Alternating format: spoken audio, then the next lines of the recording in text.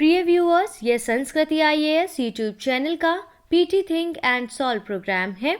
इस प्रोग्राम के अंतर्गत प्रत्येक दिन यूपीएससी और स्टेट पीसीएस से संबंधित 5 प्रश्न व्याख्या सहित उत्तर के साथ आपको दिए जाएंगे। हमें आशा है कि ये प्रोग्राम आपकी तैयारी में मददगार साबित होगा। तो चलिए शुरू करते हैं आज के अपने पहले प्रश्न को। निम्नलिखित कथनों पर विचार कीजिए। पहला, ओरोबेंच सरसों की फसल को प्रभावित करने वाला एक परजीवी खपतवार है। दूसरा, सरसों खरीफ फसल के रूप में वर्गीकृत एक प्रमुख नकदी तिलहनी फसल है। उपरोक्त में से कौन से कथन सही है? ए केवल एक, बी केवल दो, सी एक और दो दोनों, डी ना तो एक ना ही दो।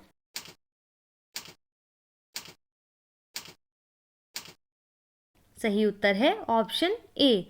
हाल ही में सरसों की फसल को ओरोबेंच परजीवी खपतवार से बचाने के लिए तकनीकी प्रबंधन विकल्पों पर एक कार्यशाला का आयोजन किया गया है।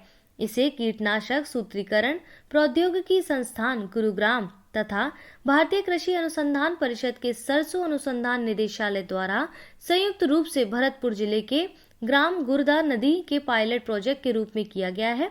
ओरोबेंच सरसों की फसल को प्रभावित करने वाला एक परजीवी खपतवार है। विदित है कि सरसों एक प्रमुख नकदी तिलहनी फसल है जिसे रबी फसल के अंतर्गत वर्गीकृत किया गया है। इस प्रकार कथन 1 सही है जबकि कथन 2 सही नहीं है, इसलिए इसका सही उत्तर होगा ऑप्शन ए। देखते हैं आज के अपने दूसरे प्रश्न को। कपिला कार्यक्रम निम्नलिखित में से किससे संबंधित है? ए कृषि अवसंरचना, बी कोरोना वैक्सीन अनुदान, सी बौद्धिक संपदा अधिकार, डी पशु संरक्षण।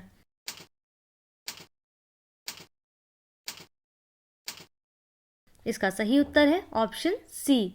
उच्च शिक्षा संस्थानों में बौद्धिक संपदा अधिकारों के बारे में जागरूकता पैदा करने के उद्देश्य से बौद्धिक संपदा साक्षरता तथा जागरूकता शिक्षा अभियान हेतु कलाम कार्यक्रम का शुभारंभ किया गया था। इस योजना की शुरुआत 15 अक्टूबर 2020 को की गई थी। भारत को आत्मनिर्भर बनाने की दृष्टि से आविष्कारों का पेटेंट महत्वपूर्ण है। अतः इस अभियान के तहत उच्च शिक्षण संस्थानों में शिक्षा प्राप्त करने वाले छात्रों को उनके अधिकारों के प्रति जागरूक करने के लिए आविष्कार को पेटेंट कराने से संबंधित आवेदन प्रक्रिया की सही जानकारी दी जाती है। अब तक कुल 46,556 उपयोगकर्ता कपिला के लिए पंजीकृत किए गए हैं, इसलिए इसका सही उत्तर है ऑप्शन सी। देखते हैं आज के अपने तीसरे प्रश्न को। निम्नलिखित कथनों पर विचार कीजिए। पहला, नाबार्ड के तहत 5,000 करोड़ रुपए की प्रारंभिक पूंजी के साथ सूक्ष्म सिंचाई कोष का गठन किया गया है।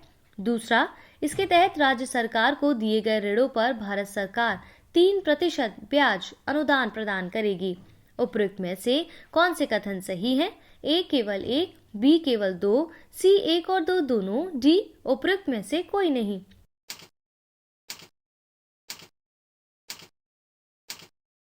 सही उत्तर है ऑप्शन सी।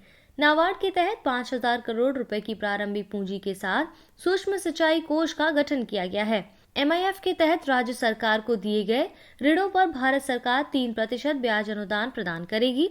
कृषि सहकारिता एवं किसान कल्याण विभाग वर्ष 2015-16 से देश के सभी राज्यों में प्रधानमंत्री कृषि योजना के घटक के रूप में पर ड्रॉप मोर क्रॉप योजना को लागू कर रहा है। यह एक केंद्र प्रायोजित योजना है। यह सूक्ष्म सिंचाई जैसे ड्रिप और स्प्रिंकलर सिंचाई प्रणाली के माध्यम से फार्म स्तर पर जल उपयोग दक्षता बढ़ाने में सहायक होगा। यह सूक्ष्म सिंचाई हेतु पूरक स्रोत निर्माण के लिए सूक्ष्म स्तरीय जल भंडारण या जल संवर्धन गतिविधियों को भी बढ़ावा देता है। वर्तमान में संचालित एमआईएफ कोष के तहत आंध्र प्रदेश, गुजरात, तमिलनाडु, हरियाणा, पश्चिम बंगाल, पंजाब, उत्तराखंड में 3,970.17 करोड़ रुपए की परियोजनाओं के लिए ऋण को मंजूरी दी गई है। इनके माध्यम से 12.83 लाख हेक्टेयर क्षेत्र को सूक्ष्म सिंचाई के तहत लाया जाएगा। सूक्ष्म सिंचाई क्षमता एवं इसके महत्व पर विचार करते हुए अधिक से अधिक राज्य सूक्ष्म सिंचाई कोष से सहायता प्राप्त करने को लेकर रुचि दिखा रहे हैं। इस प्रकार कथन 1 और 2 दोनों सही है, इसलिए इसका सही उत्तर है ऑप्शन सी। बढ़ते हैं अपने चौथे प्रश्न की ओर। ग्राउंड हॉग के संदर्भ में निम्नलिखित कथनों पर विचार कीजिए। पहला, ग्राउंड हॉग मूल रूप से भारत के पर्वतीय क्षेत्र में पाई जाती है। दूसरा, इसे IUCN की रेड लिस्ट में कम चिंताजनक की श्रेणी में रखा गया है। उपरोक्त में से कौन से कथन सही नहीं है? ए केवल एक, बी केवल दो, सी एक और दो दोनों, डी ना तो एक ना ही दो।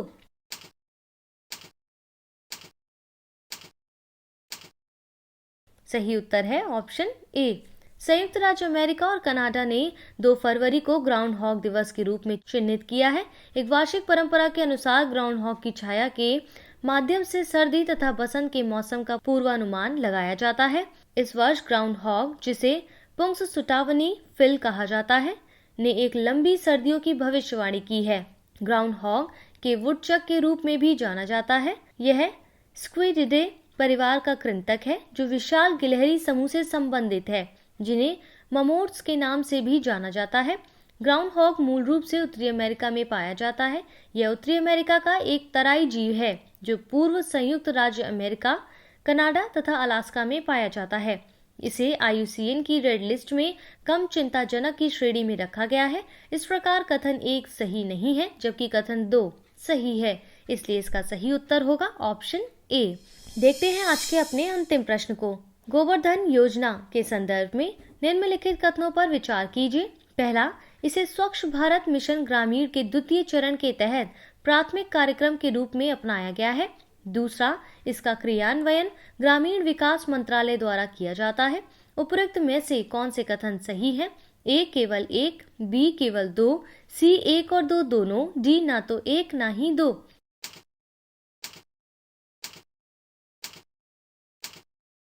सही उत्तर है ऑप्शन ए। हाल ही में जल शक्ति मंत्रालय ने गोवर्धन योजना के तहत एक एकीकृत पोर्टल लॉन्च किया है। इस पहल का उद्देश्य मवेशियों तथा जैव अपघटनीय अवशिष्ट प्रबंधन के साथ साथ किसानों की आय में वृद्धि करना है। यह पोर्टल पारदर्शिता और सामाजिक जवाबदेही सुनिश्चित करेगा। स्वच्छ भारत मिशन ग्रामीण के द्वितीय चरण के तहत गोवर्धन योजना को प्राथमिक कार्यक्रम के रूप में अपनाया गया है। स्वच्छ भारत मिशन ग्रामीण का क्रियान्वयन जल शक्ति मंत्रालय द्वारा किया जाता है। पेयजल एवं स्वच्छता विभाग प्रत्येक जिले को मवेशियों और जैव अपक्रमण योग्य कचरे से सुरक्षित प्रबंधन के लिए तकनीकी सहायता तथा 50 लाख रुपए तक की वित्तीय सहायता प्रदान करता है। इस प्रकार कथन 1 सही है, जबकि कथन 2 गलत है, इसलिए इसका सही उत्तर होगा ऑप्शन ए।